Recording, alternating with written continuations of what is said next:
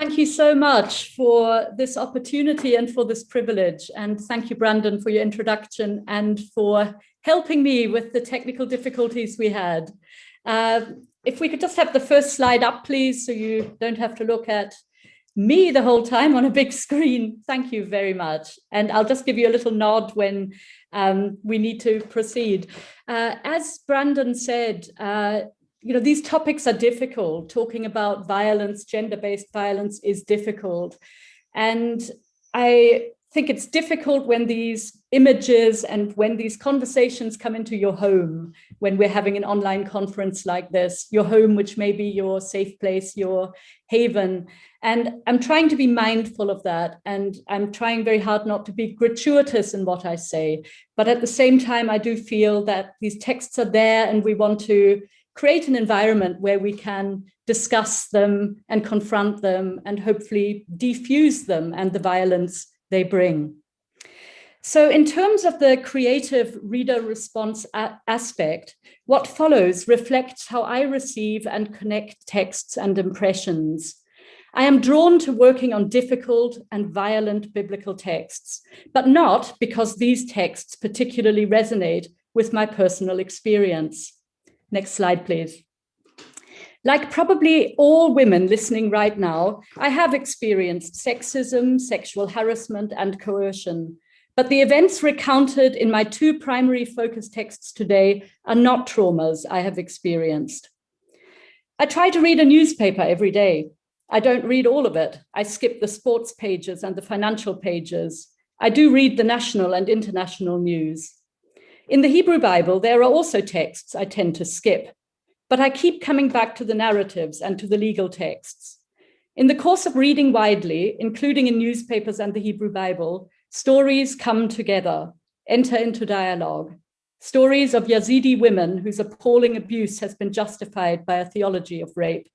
Stories of the Rohingya refugees and from evidence brought before ICSA, alongside stories of Jephthah's sacrificed daughter, of Tamar reasoning with her brother, of the women described in the scenarios of casuistic laws, and of the Midianite women and girls whose lives are preserved for the purpose of rape. So here goes, and you're going to have to hear me sing, in which I can't do very well.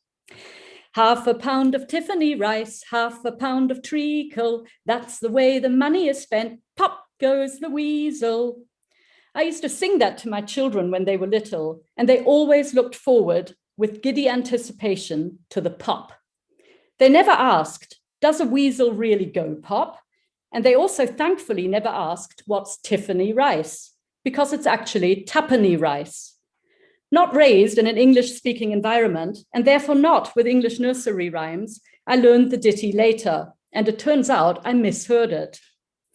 Somehow, I guess because who we are and what we do imprints so much of how we view our world, this reminds me of how easily what the Bible says, or what we think it says, is not challenged, even when it's strange, like popping weasels, even when it's downright obscure and baffling, like Tiffany rice, even, as I will go on to argue, when it's frightful. When you go down the rabbit hole and explore further, the parallels between the nursery rhyme and biblical interpretation multiply. Hence, the origins and dating of the rhyme are uncertain. It may be based on an earlier version. Here we go round the mulberry bush. It has gone on to become other things, the name of a boat, the name of a dance. The popping weasel has been interpreted quite literally as a dead weasel, but also as a tailor's flat iron, a hatter's or a spinner's tool, a piece of silver plate, or with reference to a variant via Cockney rhyming slang for weasel or stoat, to injury to the throat. Emerging from childhood, pop begins to develop other quite troubling undertones relating to popping the cherry. Could we have the next slide, please? Slang for what is otherwise termed losing one's virginity. This expression too is telling. To lose denotes either something careless or something regrettable. It means to fail to win or to fail to retain. Losing one's virginity has no universal meaning, but tends to refer to first-time penetrative sex either between men or most often a woman and a man. Sex between women does not seem to count. This is due to meanings of virginity resting on dominant understandings of what sex is, which is culturally contingent. The expression to pop the cherry may convey an attempt at euphemism or awkwardness in talking about sex, or a clumsy attempt at humor. The cherry carries echoes of, on the one hand, forbidden and tempting fruit, and on the other, of blood-like redness and stains. I'm sure I was not the only one who, coming of age, imagined losing my virginity in violent terms, as the stretching, breaking, and tearing of the hymen and the releasing of blood. Next slide, please. Coming of age in the 80s in the shadow of AIDS added also the fear of the bursting condom to the fear of the popping cherry. Tearing hymens and bursting condoms may be urban myths, but they are surprisingly tenacious ones. Even consensual sex with someone loved and trusted was, when for the first time, scary and imagined as inevitably entailing pain, force, a degree of violence. In the background of this, purity culture remains powerfully influential. While promoted particularly by ideologies of conservative religious communities, its influence, including and particularly with regard to the fetishization of virginity, extends well beyond. Theological discussions of Mother Mary's perpetual virginity or of Adam and Eve's virginity prior to eating of the fruit may sound arcane to modern ears. Indeed, too, there is certainly in modern Western contexts also a countercurrent of pressures, according to which being a virgin for what is deemed to be too long or having no experience is also undesirable, even risible. Next slide, please. Even growing up outside of a religious home, I still remember as constant the self-monitoring and the negotiations of how far, so far, too far in matters sexual, that pathway between promiscuity and prudishness. Moreover, and here we get to the heart of female virginity being that which is really at issue, we still live in a time of virginity tests, hymen reconstruction, and revirgination surgery. Next slide, please. The Bible is deeply entangled in the fetishized perception of female virginity as female purity, which carries the clear subtext that when a female is no longer a virgin, she is no longer, or at least less, pure. The only way not being a virgin can be managed or redeemed for a female, it seems, through being married, practicing continence, and having children. A woman who is not a virgin and unmarried, or married and childless, or a widow, is either suspect or pitiable. The Virgin Mary, by contrast, is the ideal, both virginal and pure, and a mother. Next slide, please. The webs of association between purity and virginity on the one hand, and whiteness, beauty, high class, nobility, piety, and so forth on the other, run very deep and cannot be pursued here. Also deeply ingrained is an association between what is still called loss of virginity and violence. And this, like some of the other associations just mentioned, resonates in religious imagery and texts, including in the Hebrew Bible. Next slide, please. Popping the cherry alludes to female virginity as tempting and consumable. Biblical overtones are discernible. While the forbidden fruit of the Eden story is not traditionally a cherry, but either a fig or an apple, usually a cherry red one, and while the tree of knowledge from which it comes is not explicitly associated with carnal knowledge, the web of associations exists.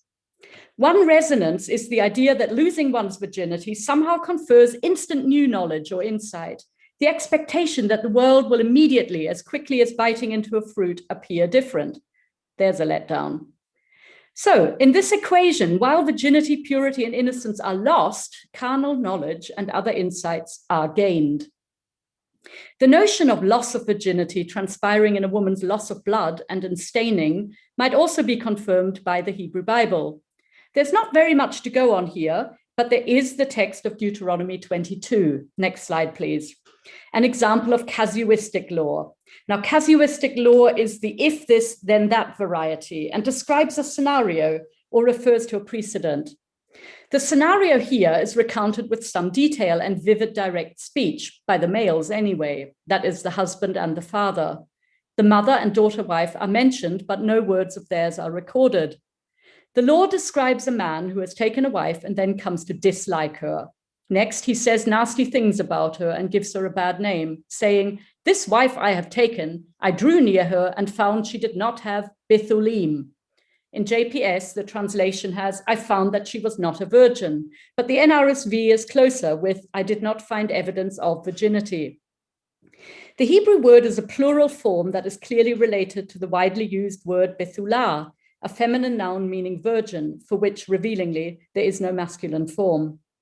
The plural appears in its construct form, Bethuleh, in the next verse, where the young woman's father and mother make public the evidence of their daughter's virginity. The father declares the circumstances before the elders. He gave his daughter in marriage. Now her husband dislikes her and has made up charges. He said, "I did not find your daughter's evidence of virginity," literally virginities. A plural can denote something abstract, such as virginity, but here something concrete seems to be at issue, some kind of visible sign or evidence. This something is what the parents spread out before the assembled elders. It is called the simlah. This word can refer to a garment or wrap. Perhaps this is some kind of bed covering or cloth, and perhaps the evidence of virginity is a stain of blood on the cloth.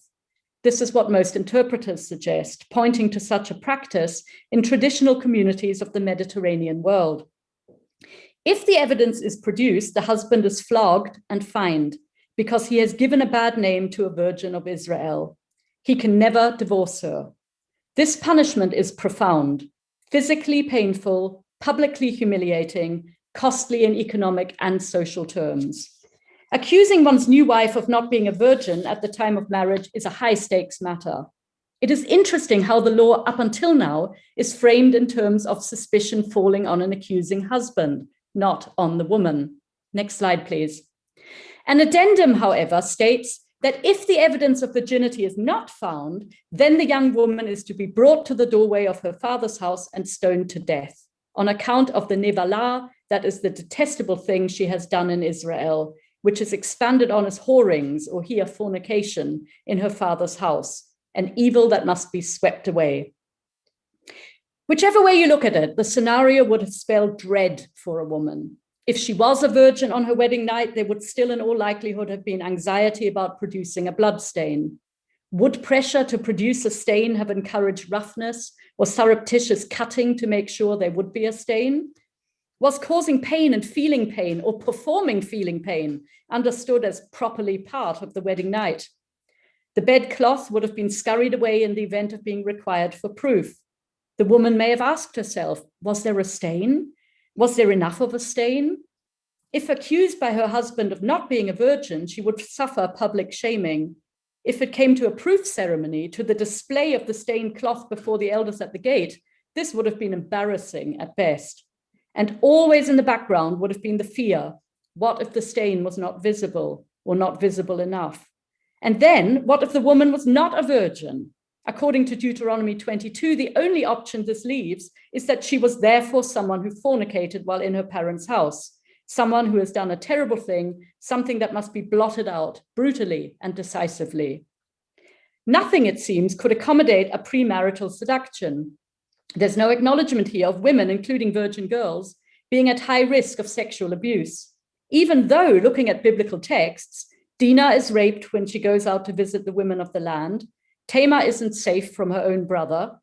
Virgins are raped in towns and in open fields, which is why there are laws to address such cases. Boaz instructs his male workers not to molest Ruth, a risk also mentioned by Naomi. And in situations of threat, fathers, namely Lot and the old Ephraimite man, are depicted as not above offering up their virgin daughters to barter with thugs.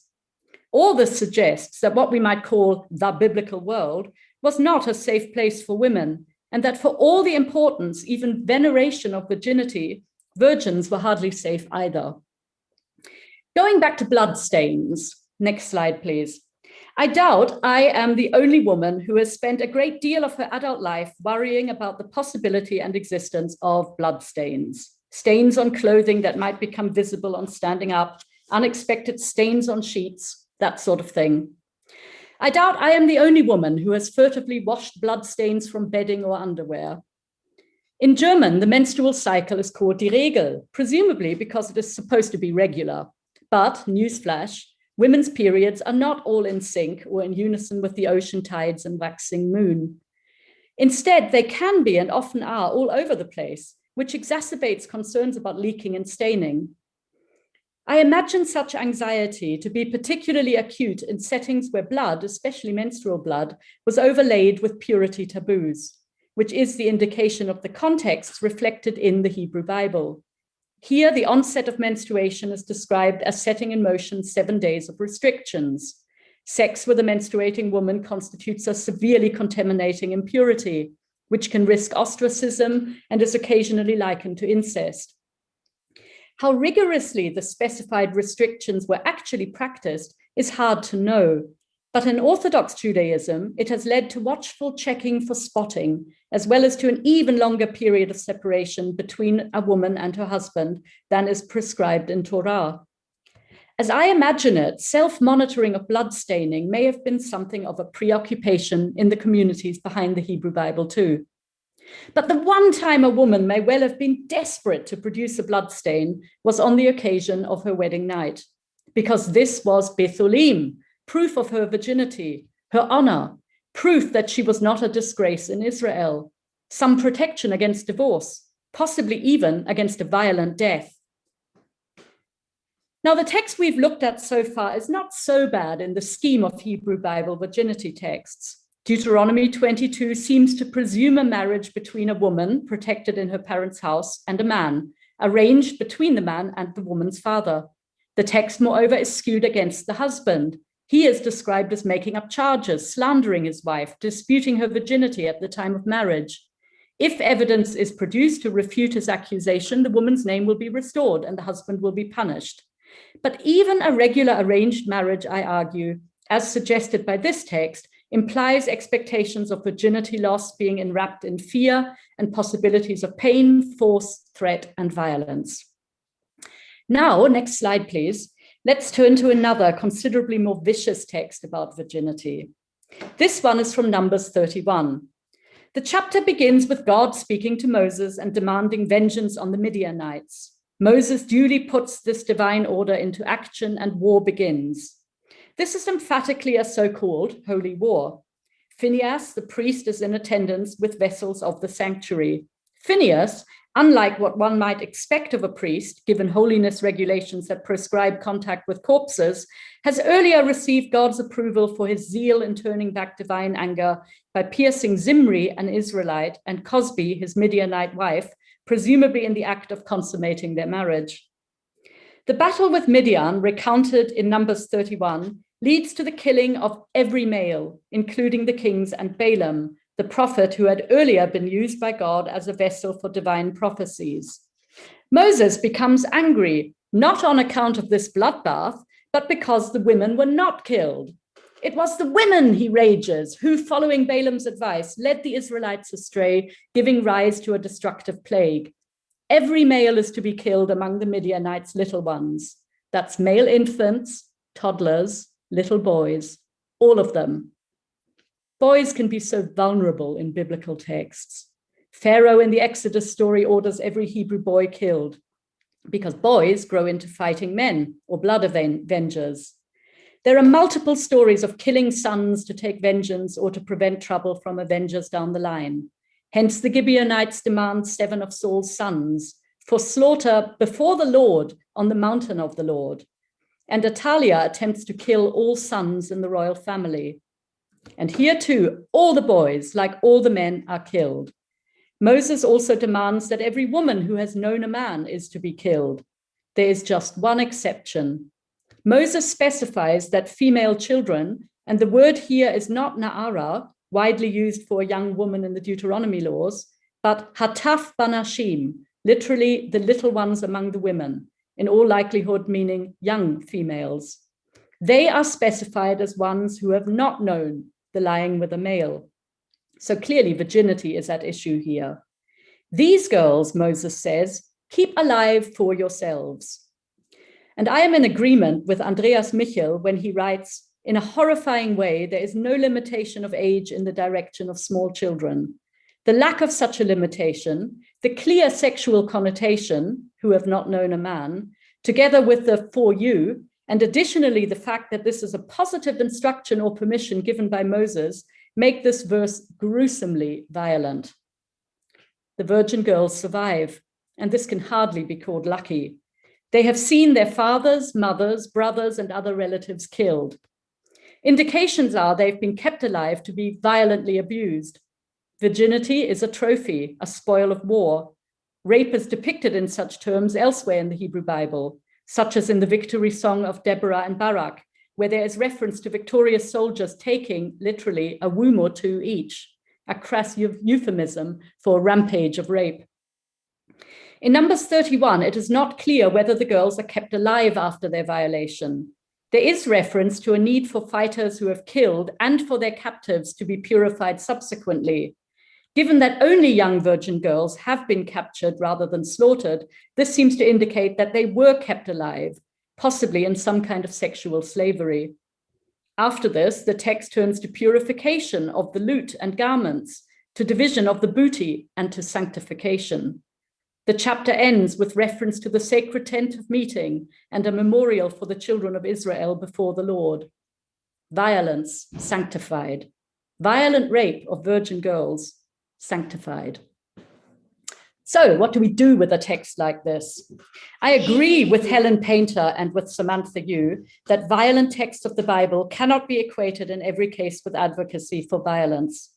Painter is right that in the dreadful story in Judges 19, the brutality done to the Levite's wife and almost done also to the Ephraimite host's virgin daughter is depicted sparsely, far from gratuitously, let alone pornographically.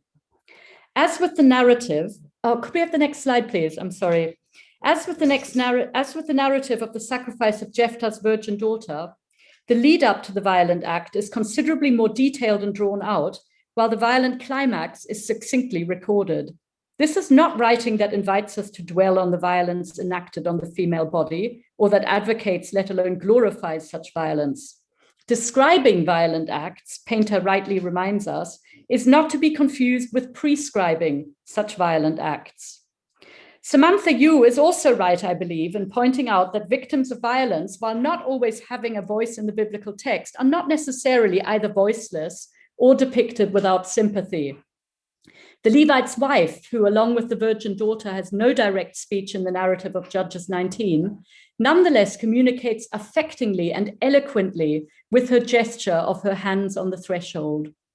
And other victims of violence also communicate with gestures. Rizpah with her persistent mourning ritual as she protects her son's corpses. Tamar tearing her robe. Unique among virgins who suffer violence in the Hebrew Bible, Tamar does have a voice. Her words are imagined and recorded by the omniscient narrator. Tamar tries to persuade, reason with, and fend off her attacker. When all her efforts fail, far from hiding, Tamar enacts her pain and the shame she endures. She tears the garment that signifies her royal virgin status in an enactment of her violently torn hymen, and she cries out loudly. This is a passage as remarkable as it is heartrending. Virgins in the Hebrew Bible, whether they are designated Bethulot or wives who have passed some sort of test transpiring in Bethulim, or females who have not known a man, are vulnerable females and in the crosshairs of violence. Virgins are desirable. They signify social status, economic worth, conduits for male alliances and rewards in war. This makes them valuable and vulnerable. An end to their status as virgins reduces their value, some of which can be reclaimed on becoming mothers, especially of sons, but does not reduce their vulnerability. They must ensure they practice fidelity and be seen to do so. Next slide, please. They can still be found displeasing and be divorced or be displaced by other women. They can be ill-treated in marriage or accused of infidelity. Their vulnerability as virgins and subsequently vulnerability as wives is in part a matter of their comparative lack of power, manifested, for instance, in their frequent silence in the biblical text. Violence, including sexual violence, results from exploitation of power. but insistence on constructing this solely along bipartite gendered lines obscures nuance. The majority of sexual abuse victims in contemporary UK statistics, as in the record of the Hebrew Bible, are female, above all because females are disproportionately powerless and vulnerable. When other groups of persons are made vulnerable, they too become victims of sexual violence, often on a large scale. The child migrants from poor families in the UK sent to Australia and elsewhere, where many went on to be abused, are one example. The majority of those abuse victims, well over 60%, were young boys. The Rohingya people escaping Myanmar, men, boys, women, girls, are another. With a whole population rendered vulnerable and powerless, terrible abuse on Rohingya men and boys has escalated. We miss the point and we overlook many victims if the primary question we ask is whether a perpetrator is misogynist or misandrist, homosexual or heterosexual. The more pressing question is who takes power and who is rendered powerless and vulnerable. Gender is certainly not irrelevant here by any means, not least because women and girls remain those abused in largest number. But sexual orientation or sex in and of itself as a motivation skews the point. This is much more about male-male or male-female directed abuse of power, and other dynamics are possible too. Males in the biblical world and beyond hold more power than females. Female virgins, being young and female while powerless, are valuable too. Sons may be more valuable, but they are also acknowledged as holding greater potential for danger and competition, which makes them vulnerable. Hence the many instances of eliminating, that is wholesale killing or threatening the killing of boys and sons. Numbers 31 is in some ways more disturbing than Judges 19 or 2 Samuel 13. The narratives of the Levite's wife and of Tamar recount dreadful violence. They describe but do not prescribe violence. In both, the narrator portrays with some sympathy and with regard to Tamar some attempt at interiority the violence endured. Numbers 31 is more troubling. There is victim blaming here. Women of Midian are particularly singled out for leading the Israelites astray. All women who are not virgins are killed. There's also a great deal more violence that is mentioned casually in passing, such as the killing of all the little boys. Only the virgin girls are kept alive. The implication of the word tough is that some were possibly very young. These little girls have witnessed terrible violence before experiencing more. No attempt is made at individualizing them, communicating their words, expressing their pain. None. This absence of interiority and vividness is probably why this text receives little attention and little outrage. And yet it is a text of extreme violence against virgins, possibly little girl children. It sits, moreover, among other texts that also fetishize virginity and also link sex with a virgin with a wider context of violence. Dreadful too about Numbers 31 is the justification of violence, of murder and sexual violence, by sanctifying it, by having Moses and God ordain it. Despite what the non-biblical proverb says, I can't accept that all is fair in love or war. In my view, this violence cannot be condoned and it cannot be defended. This is not just a text of terror, it's a terrorist text. So, next slide, please. Pop goes the weasel. Apparently, among other meanings, the expression might also be a slang term for pawning one's coat in a desperate attempt to alleviate poverty. Again, pawning one's coat recalls the biblical text. Once you know it well, you see it everywhere. Like the expression popping the cherry, this reference to pawning and poverty would make the popping weasel ostensibly light-hearted and actually troubling and violent. Next slide, please. Female virginity in the Hebrew Bible, I have argued, is encoded in a web of allusions that encompasses value and allure, violence and vulnerability, allusions to forbidden fruit, staining, blood, force, purity and impurity. This applies to Deuteronomy 22, a text that is in many ways mostly on the side of protecting from slander recently married women. In Numbers 31, virginity is what preserves the life of young Midianite girls, but also what exposes them to violence. This violence, disturbingly, is wrapped in language of triumph, sanctity, and divine authorization.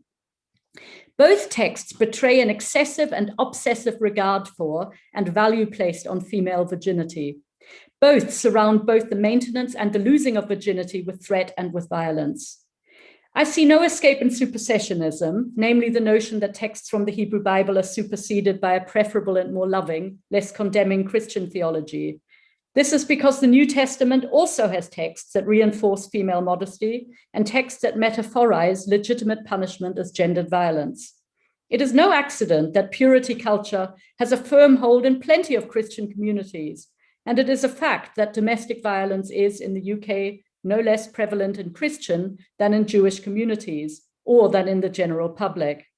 Meanwhile, the Jewish tradition not only lacks an unforgivable sin, but it too has traditions of gentle, wise men, comparable with Helen Paynter's compelling characterization of Jesus's fellow sufferer and non-toxic man, men like Rabbi Akiva and his students Rabbi Shimon Bar Yochai and Rabbi Meir. Proposing solutions is always very much harder than identifying problems. How we can dismantle the associations between female virginity and purity, virtue and worth, and between penetrative sex and violence, these are not easy matters. Arguably, as with attitudes to divorce, same-sex marriage, reproductive choices, or gender reassignment, complexities are being plumbed and some sensitive progress is being made. One part of such explorations and progressions is recognizing what causes harm and how. The Bible's part in this requires acknowledgement and resistance. With Numbers 31 in particular, the viciousness of the text needs rigorous confrontation. A text like this cannot be excused with cultural relativist arguments or otherwise, and it cannot be ignored, given that rape and killings of vulnerable persons, the Rohingya, the Yazidi, the trafficked migrants desperate to come to Europe, are all too much like these voiceless Midianites. Speaking out, speaking about, and speaking back to such texts, if we are among the lucky ones to have the voice and the means and the forum, matters because it speaks back to power.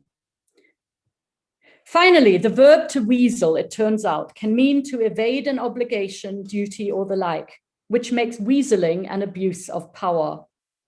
The noun, meanwhile, can refer either to a small carnivore that feeds mostly on smaller creatures or to a cunning, sneaky person.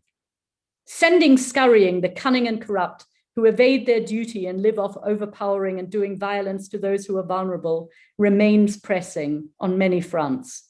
And in the Bible, or the Bible says so, must not be a place for a weasel to hide. Thank you very much. That was amazing. I particularly liked how I think you bring the world of the text to life. Speaking of the wedding night anxiety of Deuteronomy 22 and speaking about Numbers 31, I'm sure that someone's referred to Numbers 31 as a text of terror, but I think you have highlighted that it needs to be definitely engaged more. For those of you who would like to ask a question, I would just say start writing in the text, and I'll read it out. So if you have anything, you can start doing that now. We'll have 5 to 10 minutes of questions. Yeah, honestly, there's so much to say. I'm struggling to have a good question, not because it wasn't a good paper, but just because there's so much we can actually talk about. A troublesome dog here, everybody. The joys of doing these things from home. And a dog. This gets even better. This is amazing.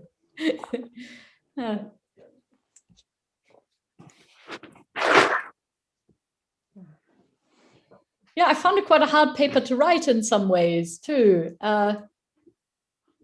Yeah, so thank you for listening.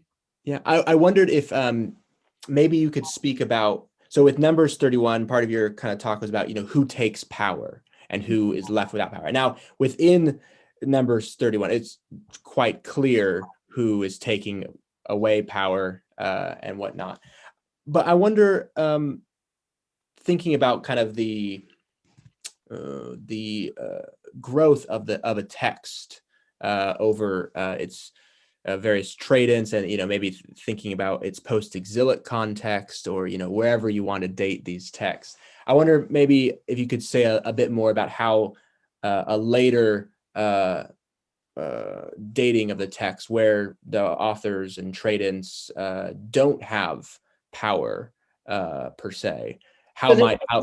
It's almost like a fantasy, perhaps. Yeah, that's sometimes suggested, isn't it? So a kind of text of the powerless, like that other very violent psalm, the by the rivers of Babylon. Is it 137? Where the awful conclusion of the dashing of the infants is sometimes seen as a kind of response to what's happened to the people themselves, and that's then projected onto a kind of violent fantasy of the powerless in response to brutalities committed. Yes, that is there. Is that something we want to encourage? I'm always relieved when I hear that the awful battles described in a book like Joshua, that archaeology suggests that they didn't take place in that kind of wholesale, large scale violent way. Yes, no, unfortunately for me, Brandon, dating texts is something I'm always really loath to do. I'm always so aware that, even if we can identify something about the time when a text was written, it was in all likelihood read and edited over such an expanse of time that it contains also traces from other times. But I do see some food for thought in your idea of looking at it as a text from a time that did not come from any kind of position of the power to do anything quite as dreadful as that. I see some. My screen is flitting. I see some comments there on the chat. Yes. Yes, we have a question from Holly. She thanks you very much. I'm interested in what virginity means and represents, especially in relation to power. I'm especially intrigued by the notion of women's bodies and virginity as being like the forbidden fruit of knowledge, and of course, links between sex and knowledge in Hebrew. Do you think regulation of women's sexuality and fascination with female virginity is related to anxiety about female knowledge somehow? Is sexual violence some kind of response to this? Oh, Holly, that's a really brilliant question. I am not ready with a profound answer to that, but I think you're absolutely onto something there. That that male anxiety is definitely wrapped up in all of this. Brilliant question. I want to mull on that much more. But I do think you're onto something there. I find it really interesting as I was reading my way into the subject that virginity can mean quite different things in different cultural settings, and whose preserve it is. For some, it's a very personal thing. And for others, it's much more a matter of a family, sometimes quite an extended family. So I found that very interesting, that it's not as clear cut as may seem. So I think there is an awful lot of kind of cultural exploration that has to go in towards giving you a full answer there. But I will mull on that, and I think it's a brilliant question. Great. We have another question from Esther. She writes, you mentioned how usually bloodstaining is a sign of impurity, but on wedding nights it is desirable. Is this linked maybe to this being the time when the bloodstain serves the man's purpose, i.e. that it legitimates his marriage or his manliness or his sexual conquest? Yeah, that is a kind of sign that he was first, a kind of ownership of. I think you are onto something too, Esther. That's terrific. Yeah, these questions are so good because they get me thinking even more deeply about all of this. Yes, I think you're onto something with that.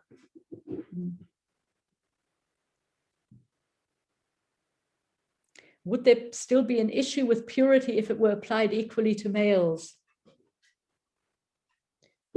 Oh, yes, good question. There are some suggestions that circumcision and other rites that more often happen with teenage men are a kind of equivalent, almost done in competition with menstruation. I've heard that said, but yeah, again, something that takes a bit more thought. I always have that feeling after I give a paper of suddenly feeling like anything intelligent I could possibly say has vacated my head. So I'm really enjoying the questions, but I'm not quite ready with a very profound answer there.